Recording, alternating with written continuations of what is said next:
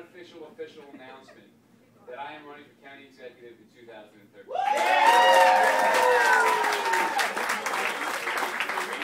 The reason why it's not the official announcement is because, you know, the way politics works is the filing deadline is January 11th. Everybody gets their how much money they raised, who donated, who's behind who. There's a big announcement January 15th, and no one really take the seat, guy. Don't be silly. So everybody here can say I was there when. So look at your watch, write it down. This is the unofficial official. Yeah. I'm grateful for everybody taking time out of their lives to come here.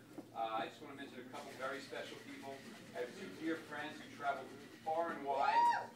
Chris Cordial, who looks like Tom Selleck. Give it out once they prize later. And Michael Vick drove down. There are a couple political people here. You know, the insiders who care are here. Andy Byers, School District, North Shore representative, fellow colleague, wherever she is. Thank you for coming. Two Village of East Hills trustees, Clara Pomerantz and Gary Leventhal. Anybody who knows the Village of East Hills knows that they do a great job. We love that. The absolute president and commandant of Roslyn Schools is here, Merrill Ben Levy. Nothing gets by Merrill Ben Levy. I was also not really a political person, but very politically active. Gotham, Brad Gersman, a good friend and neighbor. Thank you for coming. So, I just also want to introduce you briefly to my wife, Renee, wherever she is. Hey, you're right. Unbelievable things to me. More so, I'm not quite sure why you married me, but thank you. Every day is a great day with you. And two great kids we have, Stephanie and Ethan, are back there hiding. Win or lose, I am the loveliest guy in the world, and I love my wife dearly. So my path to here in life is not a typical path that most people take to run for office. I started out in life as a finance guy on Wall Street, trading derivatives for over 20 years. I trained traders. I gave them jobs. I know what it's like to risk your own capital and take chances and everything that comes with that. From there, I moved off into commercial real estate. I represented a company called SKB out of Oregon for 4 years in New York. I also own commercial real estate in Long Island and also other parts of the country. And I know there's risks and rewards with that and how difficult it is, especially even paying your taxes on real estate. From there, I ventured into venture capital and angel investing. I ran a couple corporate boards. I've made and lost more money than I care to remember. I try to remember the good ones, but the bad ones sometimes seem to outweigh the good ones. But I'm a very active investor.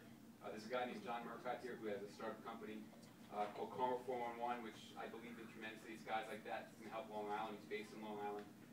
And also, I'm a restaurateur, if I can spell that word. I know what it's about, but I own a restaurant in New York City called Al Day, which has a Michelin star, and I'm partners here with Lula in Lula. And this is our venture here, and it also creates jobs. So through working on Wall Street, venture capital, commercial real estate, restaurants, I know what it's like to balance budgets. I know what it's like to have to make payroll on Friday when you only have a few dollars in the bank on Thursday. And I know how important job creation is, and that's one of the things I understand about what needs to happen locally. But let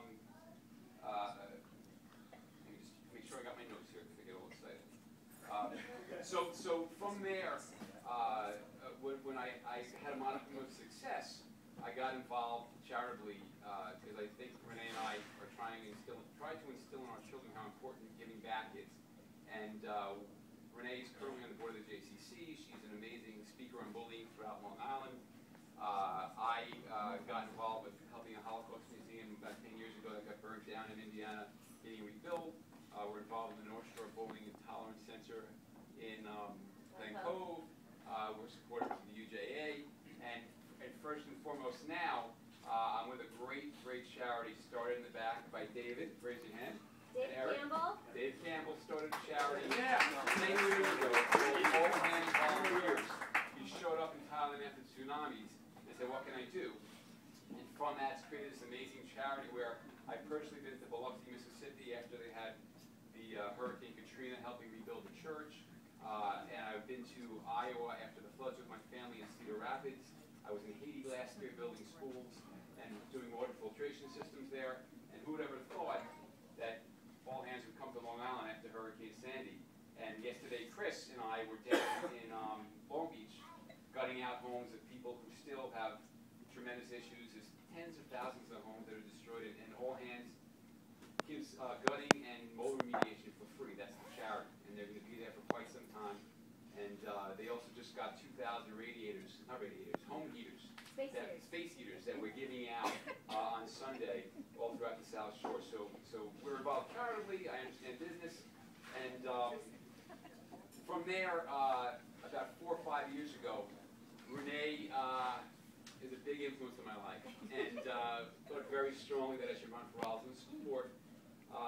And I really didn't have any thought to, but because Merrill's probably twice as strong as me, and pushed Renee to push into me, I got involved in Roslyn School Board. I ran, and people think school board's not really a political office, but there's a $100 million budget, 600 plus employees, collective bargaining units. It's really, I brought my business experience and charitable experience to schools, and what I did there in a short time were some interesting initiatives. I didn't want to have to lay off any teachers, and I'm proud to say I'm part of a group that in 4 years didn't have any cutbacks, where most of the districts now are cutting back. And I didn't want to have to raise taxes, and before they had a 2% tax cap, I'm part of a group that actually never had a more than a 2% raise in their taxes since I've been there. But some of the things I've looked at, which are interesting stories, I'll give you 3 quick ones. I was looking at how much we pay for out-of-district busing, and in Nassau County, in all of New York State, if your child goes to private school, the home district has to pay to bus them to wherever they want to go. That's within 15 miles. That's the law. So I saw there were two girls going to yeshiva in Queens. It was $40,000 a child.